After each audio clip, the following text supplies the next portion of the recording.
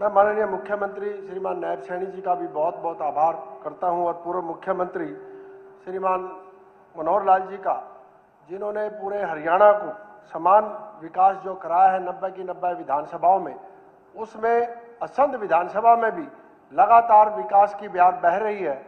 और मैं पिछले 11 वर्षों में जितना विकास हुआ है उससे पहले की सरकारों में हरियाणा में इतना विकास कहीं नहीं हुआ।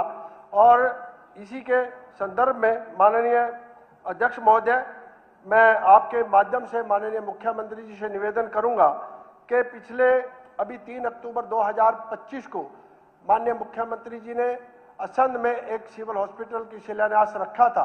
उसमें पिछले 1 महीने से काम में थोड़ी रुकावट आ रही है। माननीय पीडब्ल्यूडी मिनिस्टर भी यहाँ बैठे हुए हैं।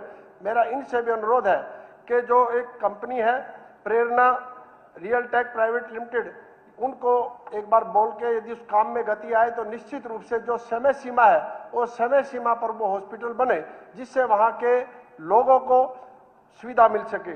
दूसरा, माननीय अध्यक्ष महोदय, उपलाना में पीएचसी बनी हुई है, बहुत पुरानी है। 2 जुलाई 2025 को वो पीडब्ल्यूडी द्वारा उसको कंडम घोषित कर दिया गया है।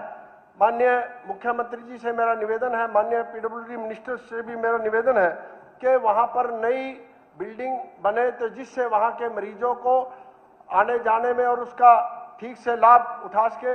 और तीसरा, माननीय अध्यक्ष महोदय, मैं आपके माध्यम से कहना चाहूँगा कि पोपड़ा के अंदर एक पीएचसी बनी हुई है, वहाँ पर 4 दीवारी के लिए लगभग 21 लाख रुपए की ग्रांट आई थी, वो किसी कारणवश नहीं बन पाई।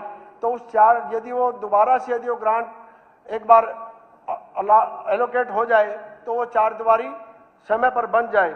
ऐसे ही माननीय अध्यक्ष महोदय, हमारा जुंडला एक कस्बा है, पहले वो विधानसभा के रूप में भी जाना जाता था, वो करनाल से लगभग 16 किलोमीटर दूर है।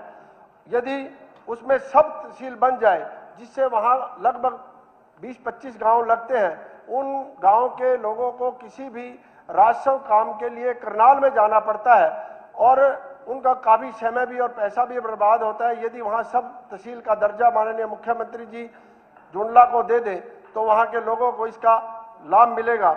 माननीय अध्यक्ष महोदय, मैं आपके माध्यम से ये बात माननीय मुख्यमंत्री जी से निवेदन करना चाहूँगा कि करनाल, असंध और जींद रोड, जिसका के डेली का यातायात का जो वाहन आते जाते हैं 13 से 14 हज़ार का जो पीछे सर्वे हुआ था रोज आते हैं, और 152D और Jammu Delhi Katra highway express highway होने की वजह से वहाँ जो बड़े बड़े वाहन हैं वहाँ से गुजरते हैं, कुछ ना कुछ एक्सीडेंट होने का अंदेशा बना रहता है। यदि उस सड़क को 4 लेन कर दिया जाए तो निश्चित रूप से वहाँ के जितने भी यातायात के साधन आते हैं, वाहन आते हैं, उन सबको इसका लाभ मिलेगा। ऐसे ही माननीय अध्यक्ष महोदय, मैं आपके माध्यम से कहना चाहूँगा, हमारे हलके में 12-13 गांव ऐसे हैं जिसमें एसी पाइपलाइन लगी हुई है, वो सीमेंट की पाइपलाइन है, बहुत पुरानी हो चुकी है, कहीं ना कहीं लीकेज रहती है। यदि उसमें अब डीआई पाइपलाइन लग जाए, माननीय मंत्री जी यहाँ बैठे हुए हैं, उनसे मैं निवेदन करूंगा कि लोगों को स्वच्छ पानी मिल सके और ये लीकेज की समस्या का समाधान हो पाए।